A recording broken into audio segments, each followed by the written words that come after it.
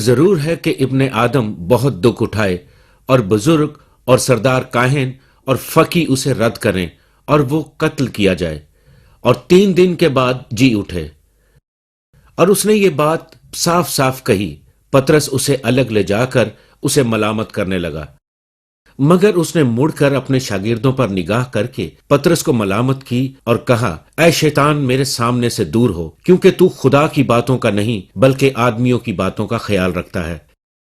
پھر اس نے بھیڑ کو اپنے شاگردوں سمیت پاس بلا کر ان سے کہا، اگر کوئی میرے پیچھے آنا چاہے تو اپنی خودی سے انکار کرے اور اپنی صلیب اٹھائے اور میرے پیچھے ہو لے۔ دیکھیں کہ جب مسیح نے اپنے شاگردوں کو بلایا تو اس نے ان سے یہ حقیقت نہیں چھپائی کہ اس کی پیروی کا مطلب ہے مشکلات، ایذا رسانیاں اور موت۔ اور ہم میں سے بہت سے لوگ اسے بہت آسان سمجھتے ہیں۔ یسوع کی پیروی آسان ہے اور بہت آسان ہے چرچ جانا۔ مسیح کے وقت میں اس نے انہیں مشکلات کے لیے بلایا۔ اس نے انہیں کسی کھیل کے میدان میں نہیں بلایا، اس نے انہیں میدان جنگ کے لیے بلایا۔ اس نے انہیں جنگ کے لیے بلایا، روحانی جنگ کے لیے، اور اس نے کہا کہ تم پر مشکلات آئیں گی، تمہیں زخمی کیا جائے گا اور تمہیں میری وجہ سے موت کے حوالے کیا جائے گا، کیونکہ دنیا مجھے رد کرنے کو ہے۔ یہ دنیا جس پر بدی اور گناہ کی حکومت ہے مجھے رد کرے گی، اور اگر تم میری پیروی کرو گے تو شاید تمہیں بھی صلیب پر چڑھایا جائے، کیونکہ جو اپنی جان بچاتا ہے وہ اسے کھوئے گا، لیکن جو کوئی میری اور انجیل کی خاطر اپنی جان کھوئے گا وہ اسے بچائے گا۔ اور آدمی اگر ساری دنیا کو حاصل کرے اور اپنی جان کا نقصان اٹھائے تو اسے کیا فائدہ ہوگا؟ اور آدمی اپنی جان کے بدلے کیا دے؟ کیونکہ جو کوئی اس زناکار اور خطا کار قوم میں مجھ سے اور میری باتوں سے شرمائے گا، ابن آدم بھی جب اپنے باپ کے جلال میں پاک فرشتوں کے ساتھ آئے گا تو اس سے شرمائے گا۔ بائبل مقدس سکھاتی ہے کہ تم جسم رکھتے ہو، لیکن اس بدن کے اندر تمہاری جان یا روح ہے۔ میں آج رات اس میں امتیاز نہیں کرنا چاہوں گا، کیونکہ یہ تکنیکی اہلیاتی بحث ہے روح اور جان کے درمیان میں۔ میں انہیں ایک دوسرے کے لیے استعمال کروں گا۔ آپ کی جان وہ حصہ ہے جو آپ کے اندر خداوند کی شبیہ ہے، اور یہ آپ کا ابدی حصہ ہے، یہ آپ کا اہم حصہ ہے، یہ حقیقت میں آپ ہیں۔ یہ آپ کا وہ حصہ ہے جو اب سے لے کر ہزاروں سال تک زندہ رہے گا، چاہے آسمان پر یا دوزخ میں۔ یہ ایک حقیقت ہے۔ آپ کا بدن قبر میں جائے گا جب تک یہ دوبارہ نہ جی اٹھے۔ یسوع نے کہا کہ ایک جان کی قدر پوری دنیا سے بڑھ کر ہے۔ شاید آپ پوری دنیا حاصل کر لیں، لیکن ایک صبح جاگنے کے بعد آپ کو احساس ہو کہ آپ نے زندگی کی اہم ترین حقیقت کو چھوڑ دیا۔ کیوں یہ اتنی قابل قدر ہے؟ کیوں آپ کی جان اتنی قابل قدر ہے؟ یہ قابل قدر ہے کیونکہ یہ ابدی ہے، جس میں ایک خوبصورت ڈھانچہ ہے، لیکن یہ صرف مادی ہے۔ چاہے یہ کتنا بھی طاقتور ہو، یہ مر جائے گا۔ ہر انسان کے لیے مقرر ہے کہ وہ مر جائے۔ آپ کا جسم قبر میں جانے کو ہے جب تک مسیح کے آنے پر آپ زندہ نہ کیے جائیں۔ پہلا کرنتھیوں 15 کے مطابق موت انسان کی سب سے بڑی اور شخصی دشمن ہے۔ ہم نے ٹی وی پر بہت سے عظیم اداکار اور اداکارائیں دیکھی ہیں، بہت سے مر چکے ہیں۔ میں ڈونا ریڈ کے متعلق سوچتا ہوں۔ میں اور میری بیوی ڈونا ریڈ کے دوست تھے۔ پچھلے سال ڈالاس میں وہ ایک سٹار تھی، اب وہ مر چکی ہے۔ راک ہڈسن اسکرین پر اداکاری کرتا تھا، بہت خوبصورت، مر چکا ہے۔ اور آپ ایسے کئی نام لے سکتے ہیں، مر چکے ہیں۔ شہرت، خوشبختی موت کو دور نہیں رکھ سکتی۔ ہاورڈ ہیوز جب وہ مرا تو شاید وہ امریکہ کا سب سے امیر آدمی تھا، لیکن وہ مر گیا۔ ایک خوفناک موت، بہت تکلیف میں اپنے آخری ایام گزارے۔ اس طرح کے کئی لوگ ہیں، وہ سوچتے ہیں کہ ہم ہمیشہ زندہ رہیں گے۔ جب آپ جوانوں سے کہتے ہیں کہ زندگی مختصر ہے، وہ مسکرا کر کہتے ہیں ہمارے پاس 30-40 سال ہیں، پر میں کہتا ہوں زندگی یوں گزرتی ہے۔ کسی نے میری ایک سالگرہ پر پوچھا، میں یہ نہیں بتاؤں گا کون سی سالگرہ، انہوں نے پوچھا کہ جن دنوں میں آپ 65 سال کے تھے آپ کی زندگی میں حیران کن بات کیا تھی؟ میں نے کہا کہ زندگی کا بگاڑ، یہی میری زندگی کی حیران کن بات ہے۔ جیسے میں ایک نوجوان ہوں، کبھی مجھے لگتا ہے کہ میں 18 سال کا ہوں، پھر مجھے اصل عمر کا احساس ہوتا ہے،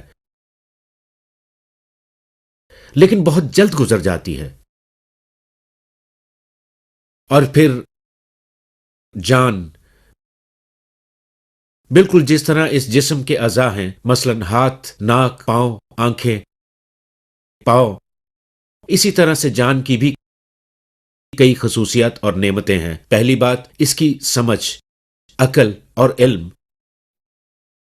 بائبل بتاتی ہے کہ خداوند کا خوف دنائی کا شروع ہے۔ ٹویم نے کہا انسان کا علم ہی اسے مکمل تباہی کے دہانے پر لے آیا ہے۔ ہاں، ہمارے پاس علم ہو سکتا ہے، لیکن فہم سے ہم اپنی اصطلاحات پر قابو نہیں رکھ سکتے۔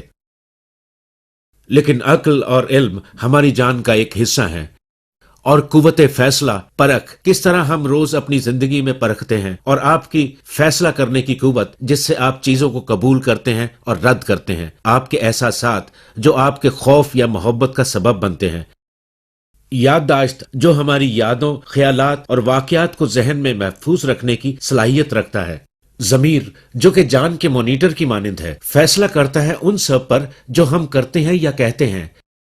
یہ سب کچھ ہماری جان کا حصہ ہے جو ہمیشہ زندہ رہے گا۔ سائنس جو زندہ خلیہ بنا رہی ہے، پروٹوپلازم کی بات کرتی ہے۔ پروٹوپلازم تکلیف کے دوران اپنے آپ مسکرا نہیں سکتی۔ یہ پروٹوپلازم دشمنوں سے محبت نہیں کر سکتے، تباہی میں اچھے کی امید نہیں رکھ سکتے، وہ خدا سے رابطہ نہیں کر سکتے۔ سائنسدان یہ جانتے ہیں کہ سائنس سے بڑھ کر بھی کچھ ہے۔ بائبل اسے کہتی ہے جان۔ کیا ہوتا ہے جب انسان مرتا ہے؟ جسم وہیں ہوتا ہے، اعضاء وہیں ہوتے ہیں، لیکن جسم سے کچھ باہر نکل جاتا ہے۔ جان، روح انسان کے جسم سے نکل جاتی ہے۔ یہ کہاں جاتی ہے؟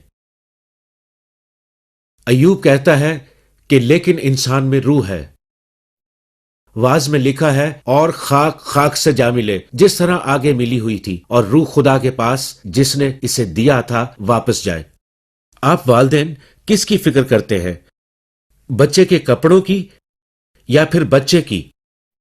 آپ کا نوکر آتا ہے اور کہتا ہے یہ کپڑے ہیں جو صاف ہونے والے ہیں، مگر بچہ غائب ہے، تو آپ کیا سوچیں گے؟ اور یہی کچھ ہم کہتے ہیں۔ ہم اپنے جسم کی دیکھ بھال کرتے ہیں، اور یہ میرا جسم ہے، میں نے اسے نظر انداز نہیں کیا۔ میں نے ورزش کی، وہ تمام ورزشیں جو ٹی وی پر آتی ہیں، جین فونڈا کی یا کوئی بھی کرواتا ہے، میں نے وہ تمام کام کیے۔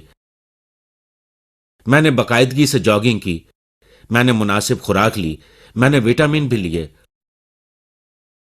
اور منرلز اور اس سے متعلقہ پیکیجز بھی لیے، پوری مٹھی بھر ایک ہی دن میں۔ اور میں باقاعدگی کے ساتھ ڈاکٹر کے پاس گیا، میں ڈینٹسٹ کے پاس گیا ہر 6 ماہ کے بعد۔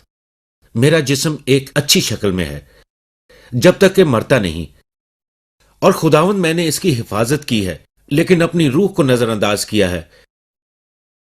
میں نے روح کو خوراک نہ دی، میں نے اسے روحانی وٹامن نہیں دیے، میں نے کبھی صحائف کو نہیں پڑھا جو تیرا کلام ہے، میں نے کبھی آپ سے شراکت نہ رکھی جس سے میری روحانی ترقی ہوتی۔ میں نے آپ کا حکم نہ مانا جب آپ نے مجھے پڑوسی سے پیار کرنے کو کہا، میں نے آپ کا حکم نہ مانا جب آپ نے مجھے گلی میں موجود ایک ہمسائے کے بارے میں بتایا جو بھوکا تھا، یا وہ پڑوسی جو تنہا تھا جسے ایک دوست کی ضرورت تھی۔ میرے پاس ان سب کے لیے وقت نہ تھا، لیکن خداوند میں نے اپنے جسم کی دیکھ بھال کی ہے۔ اب آپ کے خیال میں خدا کیا کرے گا؟ جسم خداوند کا مقدس ہے اور روح اس کی مکین، اور یہ ابدی ہے۔ آپ اپنی پیدائش کو روک نہیں سکتے۔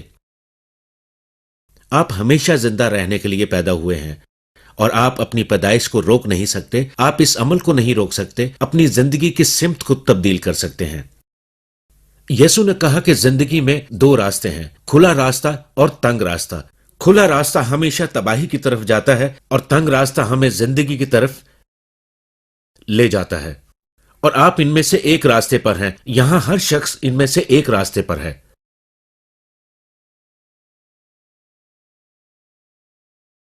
آپ راستہ بدل سکتے ہیں، لیکن آپ اس حقیقت کو بدل نہیں سکتے کہ آپ ایک زندہ روح ہیں اور کہیں نہ کہیں آپ ہمیشہ زندہ رہیں گے.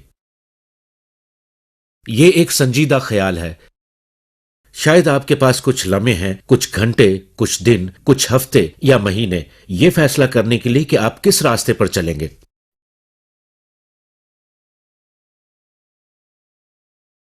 دوسری بات یہ کہ کیوں یہ قابل قدر ہے. کیونکہ شیطان بھی دلچسپی لیتا ہے. میں جب معلومات حاصل کرنے کے لیے پڑھ رہا تھا تو اخبار میں ایک 6 فٹ مگر مچھ کے بارے میں آیا کہ وہ اپنے ارد گرد دہشت پھیلا رہا ہے، جانور کھا کر. بلیاں، کتے، ایک ہی بڑے نوالے میں.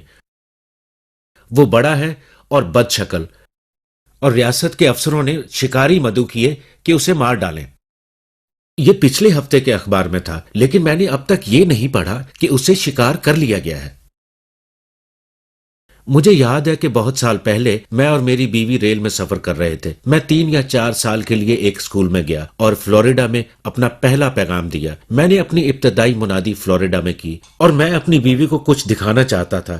ابھی ہم راستے میں ہی تھے کہ کچھ فاصلے پر مجھے وہ مگرمچھ نظر آیا. میرے پاس کار میں 22 mm رائفل تھی اور میں نے اس کو مار دیا، اور میری بیوی کو مجھے معاف کرنے میں کئی ہفتے لگے. اس مگرمچھ کو مارنے پر میں نے کچھ بلیوں، کتوں اور خرگوشوں کو بچایا تھا.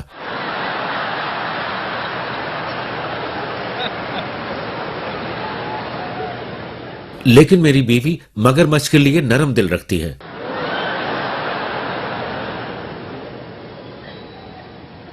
بائبل مقدس سکھاتی ہے کہ ابلیس ہے اور وہ بڑا اور بد شکل ہے. پطرس رسول کہتے ہیں کہ ابلیس دھاڑنے والا شیر ببر ہے جو ڈھونڈتا ہے کہ کسے پھاڑ کھائے. ایک سروے کے مطابق 70% امریکی کہتے ہیں کہ وہ شخصی ابلیس پر یقین رکھتے ہیں. صحائف بتاتے ہیں کہ خدا ایک بادشاہی تیار کر رہا ہے، اور آج رات میں اور آپ اس کی بادشاہی میں کام کر رہے ہیں. آج رات میں خداوند کی بادشاہی کے لیے کام کر رہا ہوں. جب میں ملک سے باہر جاتا ہوں تو میں امریکہ کے سفیر کے طور پر نہیں جاتا، بلکہ بادشاہوں کے بادشاہ اور خداوندوں کے خداوند کے سفیر کے طور پر جاتا ہوں. میں ایک پادری ہوں اور میں خدا کا مبشر کہلاتا ہوں، اور لفظ مبشر کا مطلب ہے ایک خبر پہنچانے والا.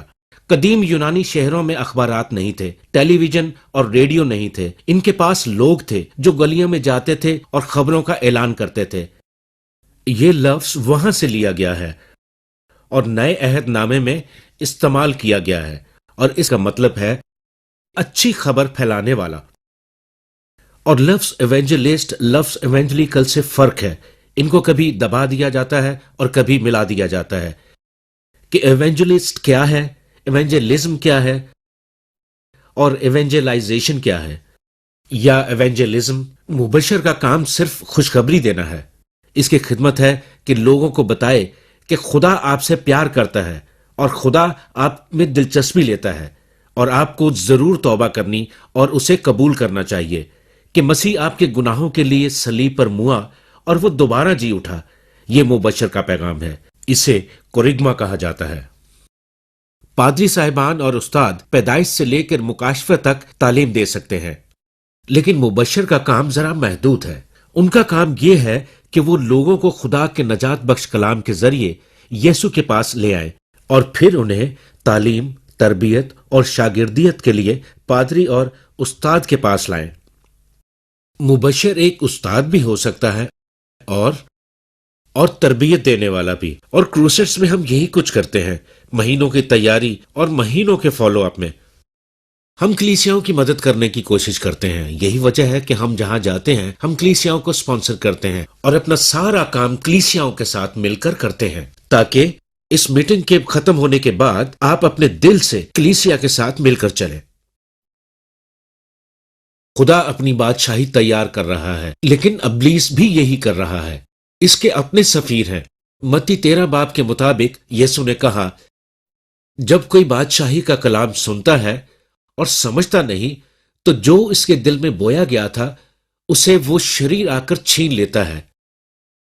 آپ دیکھتے ہیں کہ آپ آج رات خدا کا کلام سن رہے ہیں، لیکن جب آپ واپس جاتے ہیں ابلیس اسے چھیننے کی کوشش کرتا ہے اور یہ جڑ نہیں پکڑتا، اور کھیت دنیا ہے اور اچھا بیج خدا کے فرزند اور کڑوے دانے اس شریر کے فرزند ہے۔ یسوع نے کہا کہ جس دشمن نے ان کو بویا وہ ابلیس ہے۔ جی ہاں، کوئی ہے جو دشمن ہے، ابلیس۔ کھیلوں کے ایک رپورٹر نے بیس بال کے ایک سپر سٹار کے بارے میں لکھا کہ وہ اپنی روح ابلیس کو بیچنے کے لیے راضی ہو گیا۔ بہت سے لوگوں نے اپنی روح ابلیس کو بیچ دی ہے، اور وہ بھی سستے داموں۔ مسیح کو اور خدا کو رد کرنے کا فیصلہ کیا اور خدا سے دور ہو گئے۔ اس دنیا کی خوشیاں آپ کے لیے بہت پرکشش رہی ہیں، یا پھر زندگی کی مشکلات کا مقابلہ نہ کر پائے اور آپ ہار مان گئے۔ آپ کی زندگی بیش قیمت ہے کیونکہ خدا آپ کی جان کی فکر کرتا ہے۔ تمام بائبل مقدس جان کو بچانے اور اس کی ترقی کے لیے فکر کی بات پر زور دیتی ہے۔ بہت سے طریقوں سے خدا ہمارے لیے تحمل کر رہا ہے تاکہ ہم میں سے کوئی ہلاک نہ ہو بلکہ سب کی توبہ تک نوبت پہنچے۔ غور کریں، خدا اس بات پر راضی نہیں کہ آپ کبھی ہلاک ہوں۔ خدا نہیں چاہتا کہ آپ کھو جائیں، وہ آپ کی زندگی کو بچانا چاہتا ہے، اتنا کہ اس نے عدالت میں تاخیر کر دی تاکہ آپ کو وقت دے، اور اپنا بیٹا بھی صلیب پر دے دیا آپ کے گناہوں کے لیے۔ خدا نے اپنی محبت ہم پر یوں ظاہر کی کہ جب ہم گناہ میں تھے تو مسیح ہمارے لیے ہوا۔ جرمن شاعر نوالس 14 اپریل کے ٹائم میگزین میں یوں کہتے ہیں، محبت اس دنیا کی تاریخ کا اولین مقصد ہے، پوری کائنات کا مقصد۔ محبت دنیا کی عظیم ترین چیز ہے۔ ہنری ڈرامین نے اس پر بہت سے پیغامات دیے، لیکن بائبل مقدس کہتی ہے کہ محبت اس میں نہیں کہ ہم نے خدا سے محبت کی، بلکہ اس میں ہے کہ اس نے ہم سے محبت کی اور ہمارے گناہوں کے کفارے کے لیے اپنے بیٹے کو بھیجا۔ دوسرے لفظوں میں جب مسیح صلیب پر ہوا تو وہ آپ کے لیے خدا کی محبت کا اظہار کر رہا تھا اور اپنی موت کے وسیلے سے آپ کے گناہوں کو ڈھانپ رہا تھا۔ ہر گناہ جو آپ کرتے ہیں وہ ڈھانکتا ہے، وہ آپ کی عدالت کبھی نہ کرے گا۔ میں خدا کی عدالت کے تخت کے پاس نہیں ہوں گا، میری عدالت ہو چکی، کیونکہ صلیب اپنے آپ میں ایک عدالت تھی۔ خدا نے اپنے بیٹے کی عدالت کی میری جگہ، مجھے عدالت کا سامنا نہیں کرنا پڑے گا، لیکن یسوع کے تخت کے پاس مجھے تمام ایمانداروں کے ساتھ مسیح میں ہوتے ہوئے کیے گئے کاموں کا حساب دینا ہوگا، شاگردی کا حساب دینے کے لیے اور زندگی میں کی گئی وفاداری کا حساب دینے کے لیے، بھائی سے پیار کا، بہن سے پیار کا، یا اچھے کاموں کے لیے میری عدالت ہوگی۔ لیکن جہاں تک میری نجات کا تعلق ہے، جہاں تک آسمان پر جانے کا تعلق ہے، وہ سب ماضی ہے، کیونکہ میں نے وہی کیا جو خدا نے کہا، اپنے گناہوں سے توبہ کی اور مسیح نجات دہندہ کو قبول کیا۔ صلیب پر جہاں آپ کے لیے یہ سب کچھ ہوا، ہماری زندگی قابل قدر ہے اس کے کھو جانے کی فطرت کے باعث۔ ایک دفعہ نیو یارک میں ایک بچہ کنویں میں گر گیا، اور ریڈیو رپورٹ کے سبب سے کہ انہیں مدد کی ضرورت ہے، 1 گھنٹے میں 3000 لوگوں نے مدد کی پیشکش کی، 1 گھنٹے میں۔ مجھے یاد ہے شمالی کیرولائنا میں ایک بچہ جنگل میں کھو گیا اور وہ ریاست تقریباً منجمد ہو گئی اس لڑکے کو بچانے کے لیے۔ لیکن آپ کی روح کی قدر اس سے کہیں زیادہ ہے۔ آپ نے اپنی روح کے ساتھ کیا کیا؟ جی ہاں، آپ اس زندگی میں ناکام رہے۔ آپ سب کچھ نہیں پا سکتے، ساری دنیا کے ہوتے ہوئے بھی آپ سب کچھ نہیں پا سکتے، حتیٰ کہ آپ اس کا چھوٹا سا حصہ بھی نہیں لے سکتے۔ یہ حقیقت ہے، آپ اسے اپنے ساتھ نہیں لے جا سکتے۔ کیا آپ نے کبھی ایسے مردے کو قبرستان لے جاتے دیکھا ہے جس کے ساتھ اس کی دولت بھی ہو؟ آپ اسے ساتھ نہیں لے جا سکتے۔ مجھے یاد ہے کہ جب جان ڈی روڈ بہت سال پہلے مرا تو اخبار میں آیا کہ کسی نے کہا وہ کتنا کچھ چھوڑ گیا ہے، اور جواب تھا سب کچھ چھوڑ گیا ہے۔ کچھ بھی نہیں لے جاتے، جبکہ ہم ساری زندگی سمیٹنے میں گزار دیتے ہیں۔ اگر آپ یہ سب کچھ حاصل کر بھی لیں تو بھی یہ آپ کو سکون، خوشی اور اطمینان نہیں دیتا۔ امریکہ کے ایک فوک گانے والے کے ایک گیت میں یہ پیغام ہے کہ میں ابدیت کے لیے تیار نہیں، کیا آپ تیار ہیں؟ اور پھر آپ آنے والی زندگی میں ناکام ہوتے ہیں۔ ایک گیت میں یہ کہا گیا ہے کہ جہنم اسی دنیا میں ہے۔ یہ سچ نہیں ہے، ایک آنے والا ہے۔ گزشتہ دنوں ٹورنٹو سٹار میں 14 اپریل کو ایک سرخی شائع ہوئی جس میں لکھا تھا جہنم کا راستہ۔ صحائف میں دوزخ کے بارے میں بہت سے بیانات ہیں۔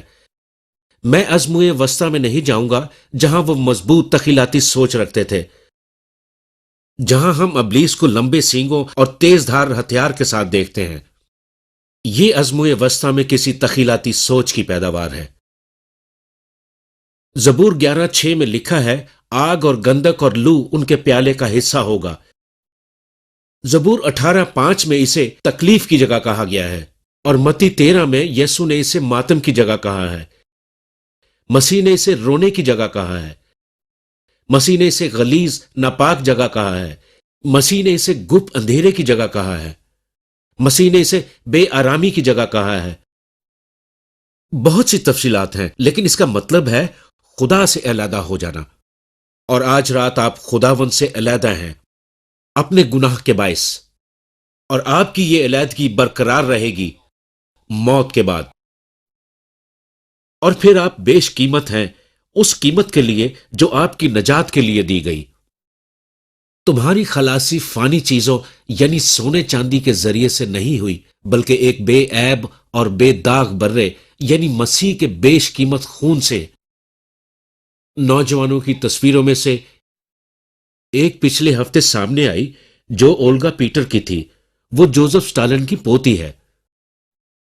وہ انگلینڈ واپس آئی ایک بورڈنگ اسکول کے لیے جو کیمبرج کے نزدیک ہے، اور کچھ لوگ اسے چلا رہے ہیں۔ وہ کہتی ہے کہ میں مسیحی ہوں۔ کیا وہ ہے؟ صرف خدا جانتا ہے۔ لیکن آپ کی روح کا کیا ہوگا؟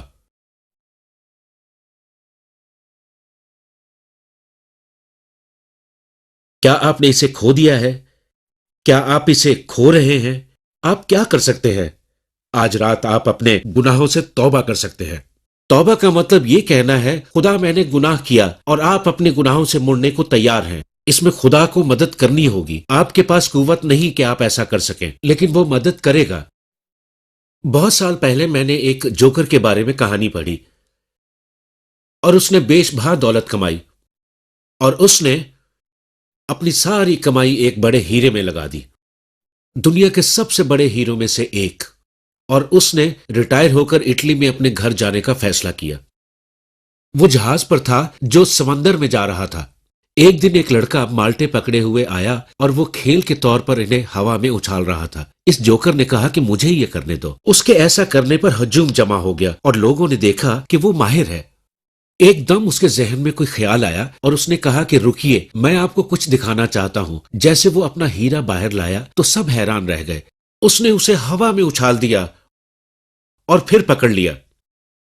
اس نے کہا کہ میں اسے اور اوپر اچھال سکتا ہوں۔ لوگوں نے کہا ایسا نہ کرو، یہ تمہاری جمع پونجی ہے، ایسا نہ کرو، اپنی ساری زندگی تم نے اس کے لیے کام کیا۔ اس نے کہا او میرے ہاتھ اسے پکڑ لیں گے۔ اس نے پھر اچھالا اور جب وہ نیچے آیا اسے پکڑ لیا۔ پھر اس نے کہا میں اسے اور بھی دور پھینکوں گا، اور انہوں نے کہا ایسا نہ کرو، لیکن اس نے دور اچھال دیا اور وہ نیچے آ رہا تھا چمکتے دمکتے، اور وہ اسے پکڑنے ہی کو تھا کہ جہاز نے جھٹکا کھایا اور وہ ہیرا سمندر میں جا گرا اور ساری زندگی کی کمائی اس نے کھو دی۔ آپ میں سے کچھ اپنی روح کے ساتھ ایسا ہی کر رہے ہیں۔ آپ تماشا کر رہے ہیں، آپ کو پکڑنے کی امید ہے۔ آپ سمجھتے ہیں کہ کسی دن کسی پل آپ خدا کے ساتھ مل جائیں گے، اور جانتے بھی ہیں کہ ایسا کرنا ہے، لیکن ابھی آپ ایسا نہیں کرنا چاہتے۔ اسی لیے آپ رک جاتے ہیں، ٹال مٹول کرتے ہیں۔ ایک دفعہ آپ نے اسے کھو دیا تو کچھ نہ کر پائیں گے۔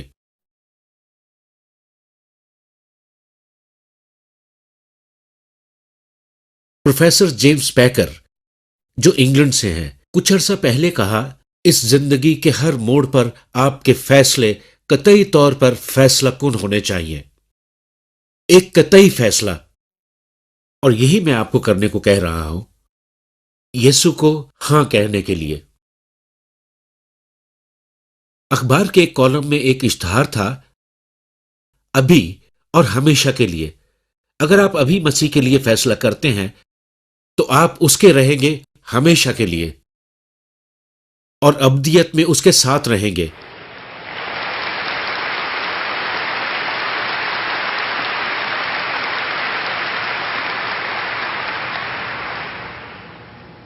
हाल ही में मुझे एक खत मौसूल हुआ, पिछले साल सितंबर में। मैरीन कोर में अपने 4 साल गुजारने के अलावा मैंने अपनी सारी जिंदगी अमेरिका के इस बड़े शहर में गुजारी। पुलिस में 23 साल गुजारने के बाद मुझे पुलिस चीफ मुकर्रर किया गया, इसी शहर का। मैं बाकायदगी के साथ चर्च गया, लेकिन चर्च जाना कमोबेश रवायती था। लेकिन ज़हनी तौर पर हमेशा से मुझे कमी का एहसास रहा। जब आप सिंसिनाटी में आए तो मैं भी इस क्रूसेड मीटिंग में था। आपने पूछा, उस रात अगर हम मर जाते तो कहां पर होते? मैं नहीं जानता था। जब आपने दावत दी तो मैं और मेरी बीवी सामने आए, और यही वो पेचीदा बात थी जिसके लिए मैं हमेशा सोचता था कि कुछ रह गया है। एक मसला यह था कि पुलिस में रहते हुए यह सिखाया गया कि कभी भी कुछ मुफ्त नहीं मिलता। पुलिस अफसरों के लिए खरीदे बगैर कुछ लेना या नजात को हासिल करना मुश्किल है। यह आपको खुदा के फजल के वसीले से दी गई है और बिलाशुबा एक तोहफा ही है। मसीह को कबूल करने के बाद मैंने दूसरे मसीही पुलिस अफसरों से राब्ता किया। अब यहां महाना दुआइया मीटिंग होती है। अब मुझे इत्मीनान है और मालूम है कि मरने के बाद मैं कहां जाऊंगा, और यह हकीकी यकीन दहानी है। शकूक के तमाम बोझ मुझसे उठा लिए गए। अब मेरे पास खुदा है। आप भी ऐसे बन सकते हैं। आप खुदा को जान सकते हैं। आप उसे अपने दिल में रख सकते हैं। आप में से हजारों ऐसे हैं जो चर्च जाते हैं जैसे वो जाता था। आप नहीं जानते कि आप खुदा के सामने कैसे खड़े होंगे। आपको नहीं पता कि अभी आपकी जान कहां पर है। आप चाहते हैं उसके सुकून, उसकी खुशी, उसकी मुआफी और अब्दी जिंदगी। अब आपको वो करना है जो हम हर रात सैकड़ों लोगों को करते देखते हैं। मैं आपको दावत देता हूं कि अपनी जगह से खड़े हों और आएं और इस प्लेटफॉर्म के सामने खड़े होकर कहें, मैं अपना दिल यीशु के लिए खोलता हूं। मैं अपने गुनाहों से तौबा करता हूं। मैं उसे अपने दिल में कबूल करता हूं। मैं वही यकीन दहानी, इत्मीनान और वही खुशी चाहता हूं। मैं जानना चाहता हूं कि मेरी जान सलामत और महफूज है मसीह यीशु में। आप कहते हैं कि हमें सामने क्यों बुलाते हैं? हर शख्स जिसे बाइबल मुकद्दस में यीशु ने बुलाया, उसे सरेआम बुलाया। आप नया अहदनामा पढ़ें तो हर बार सरेआम हुआ। उसकी एक वजह थी। यीशु ने कहा, अगर तुम यहां मुझसे शर्माते हो तो मैं अपने बाप के सामने जो आसमान पर है शर्माऊंगा। आप आइए और आज रात अपना हिस्सा अदा कीजिए और कहिए, मैं नई जिंदगी चाहता हूं। मैं नई सिमत चाहता हूं। मैं पुर यकीन होना चाहता हूं कि मेरी जान खुदा के साथ महफूज है। आप उठिए और आइए। हम इंतजार कर रहे हैं, अभी, इसी वक्त, जल्दी से।